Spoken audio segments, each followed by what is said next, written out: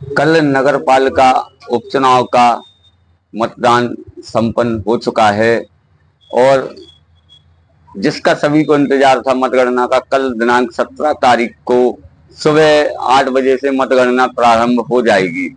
अगर हम पिछले नगर पालिका चुनाव पर नजर डालें तो पिछले सन 2023 में नगर पालिका का जो आम चुनाव हुआ था उसमें कुल मतदान हुआ था 72,923 वोटों का, जिसमें से कुछ इस प्रकार वोट मिले थे कि सरला जैन बीजेपी 31,461 मत इनको प्राप्त हुए थे, जो कि विजय हासिल की थी। इसके बाद दूसरे नंबर पर रही थी क्रांति राकेश कुशवाहा, जिनको 21,661 मत 2023 में प्राप्त हुए थे, जो दूसरे नंबर की पोजीशन पर रही थी। इसके बाद एक निर्दलीय प्रत्याशी जिनकी उम्मीद से ज्यादा जिनको मत प्राप्त हुए थे, राबिया बानो रफीक अली, निर्दलीय प्रत्याशी के तौर पर इन्होंने चुनाव लड़ा था और इनको 6240 मत प्राप्त हुए थे, जिसके बाद शहर में निर्दलीय प्रत्याशी चर्चा का विषय बन गई थी।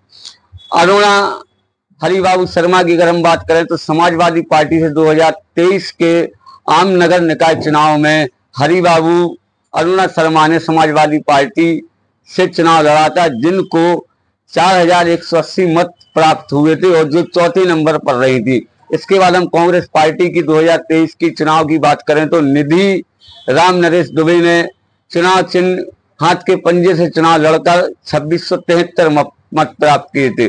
टोटल मत 72,923 2023 के आम चुनाव में डाले गए थे।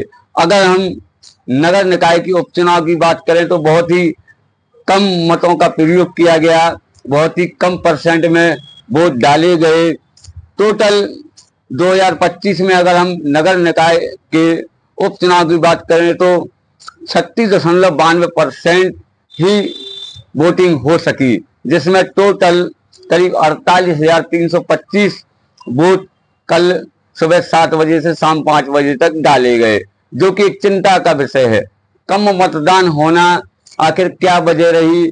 क्या प्रशासन की चूक रही जो इतना कम मतदान हो सका, या प्रशासन ने लोगों को जागरूक नहीं किया वोट डालने के लिए, या फिर प्रत्याशी सिर्फ अपनी जनसंपर्क में रहे वोटरों को वोट डालने के लिए प्रभावित नहीं कर सके? कई कारण हो सकते हैं कम मत का, या फिर आने वाले त्योहार भी कम वोटिंग का एक कारण बन सकते हैं।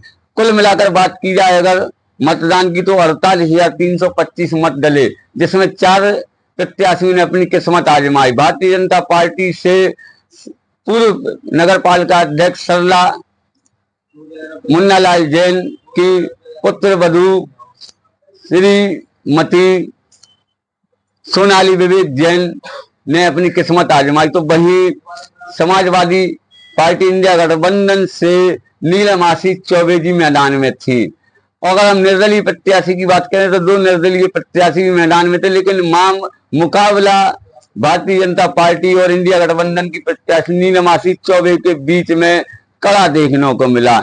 अब 48,325 मत टोटल 36.92% वोटिंग के हिसाब से अगर हम बात करें तो मामला बराबरी का दोनों में देखने को मिल सकता है। चुनाव की हार जीत की अगर हम बात करें तो 2 से 3 हजार वोट के अंदर अंदर प्रत्याशी में हार जीत होगी। दोनों प्रत्याशियों में से कौन जीतेगा ये तो आने वाला वक्त बताएगा, लेकिन अभी ये कह पाना मुश्किल है कि जीत किसकी है और हार किसकी है। ये कल 17 तारीख को दोपहर 2 बजे तक पूरी तस्वीर साफ हो जाएगी कि भारतीय जनता पार्टी रिटर्न अपनी सीट को बचा सकती है या भारतीय जनता पार्टी की इस सीट पर सेंधमारी करके इंडिया गठबंधन प्रत्याशी आशीष चौबे विजय हो पाती हैं। कल 2 बजे तक तस्वीर साफ हो जाएगी। बने रहिए सत्ता एक्सप्रेस के साथ। जावेद किरमानी, ललितपुर।